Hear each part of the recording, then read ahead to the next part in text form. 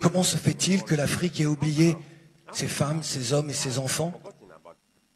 Sur le continent où le culte des ancêtres est important, il est nécessaire, il est au cœur de nos identités, comment se fait-il que l'Afrique ait oublié ces millions de femmes, d'enfants et d'hommes déportés durant des siècles pour être esclaves? Claudie Siard, journaliste fondateur de Tropique FM, présentateur radio et télévision, Couleur Tropicale, RFI France.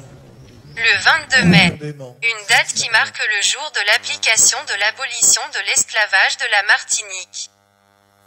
Claudie Siard en a fait le point lors de la conférence du 8e congrès panafricain qui s'est tenu lundi 22 mai 2023 à Lomé au Togo. Comment se fait-il que l'Afrique ait oublié ses femmes, ses hommes et ses enfants? S'interroge Claudie Siard. Suivez.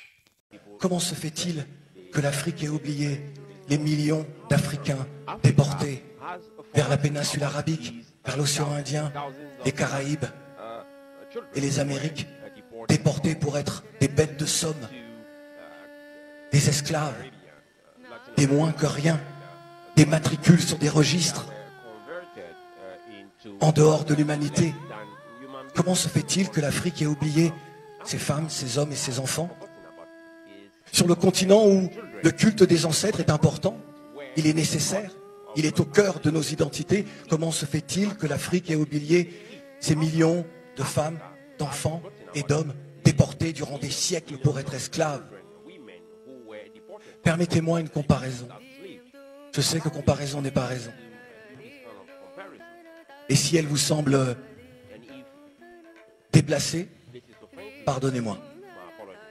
Qui peut imaginer aujourd'hui qu'Israël n'honore pas la mémoire de ses enfants morts dans les camps de concentration, dans cette barbarie nazie? Comment pourrait-on expliquer que seule l'Allemagne honore ces victimes-là?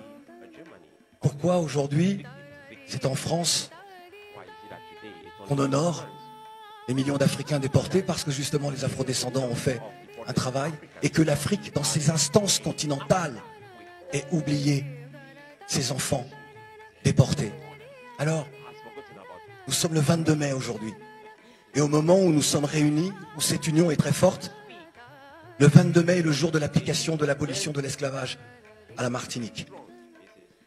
En Martinique, même si ce n'est pas sur tout le territoire français, mais en Martinique, les gens ne travaillent pas.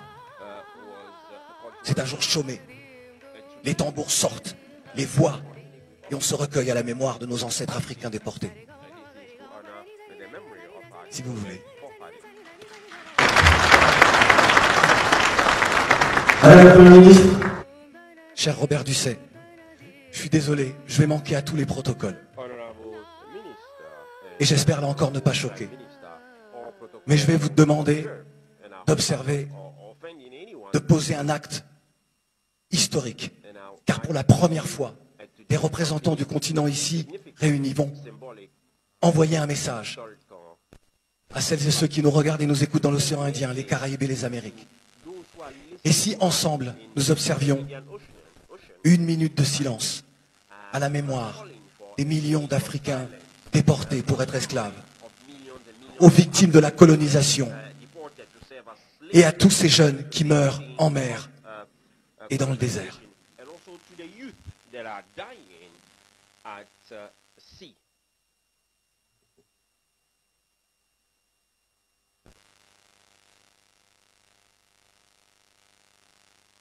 Je vous remercie.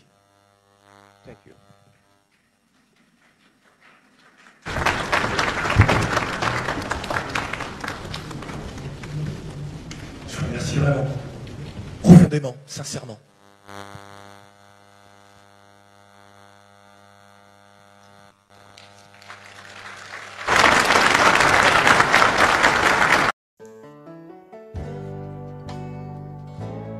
Mesdames et messieurs, merci de nous avoir suivis.